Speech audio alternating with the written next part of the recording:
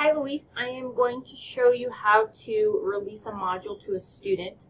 I think I have a little bit of bad news about that, but it's not anything that you can't work around. So it's possible, I don't think you're going to be able to do it for one individual student the way you prefer. So I'm inside a course that I'm teaching this semester, my English 121 class, and I'm going to go to Course Materials and Content. It's where all of your modules are.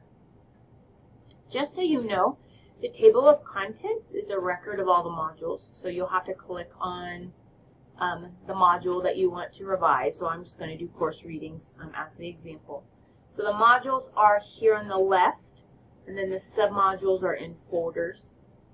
But in order to release a module to a student, we are going to, let's see, how did I get to it before? 1 second.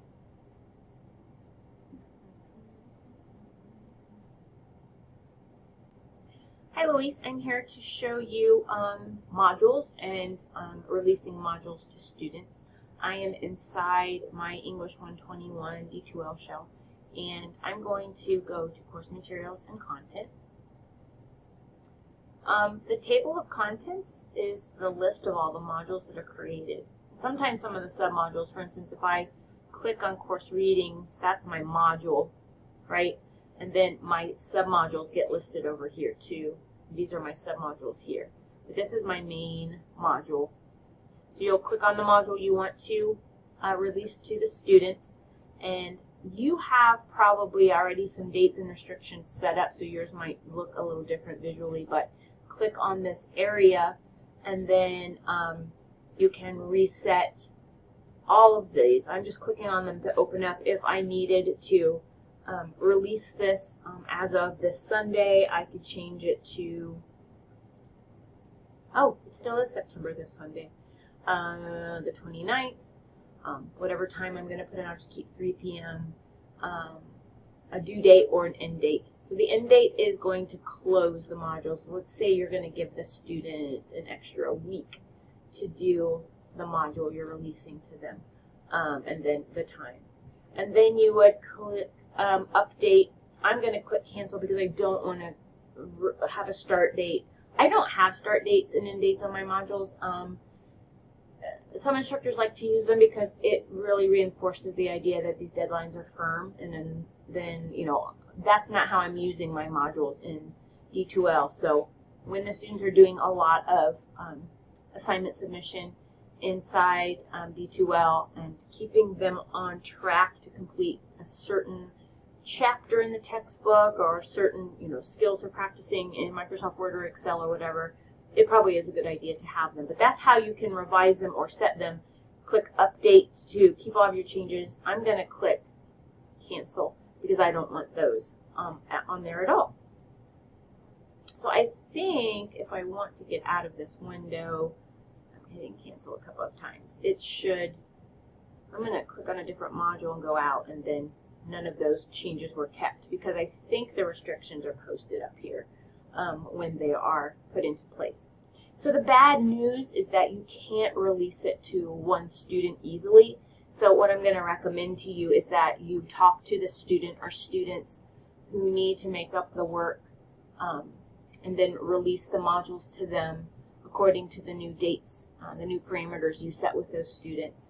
But I guess I do want to say that I at no time ever make an arrangement with a student that I'm not willing to make with the whole class. And so you might want to make an announcement in class the next time you meet with them that you're going to re-release whatever module. Tell them when it will be released. Tell them when it will be closed, so that if any of the other students need to make up some work, they can do that.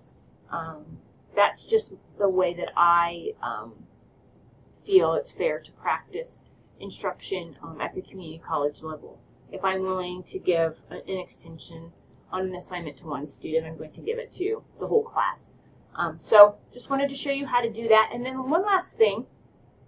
If you, inside D2L, anywhere that you are really, inside any of your course shells, if you click on Tech Support and go to D2L Instructor Tutorials, The tutorial page will open. There's lots of different information here, but I'm going to show you D2L instructor tutorials. And it's set up inside a D2L shell. Go to course materials and content, just like we did in our own shells.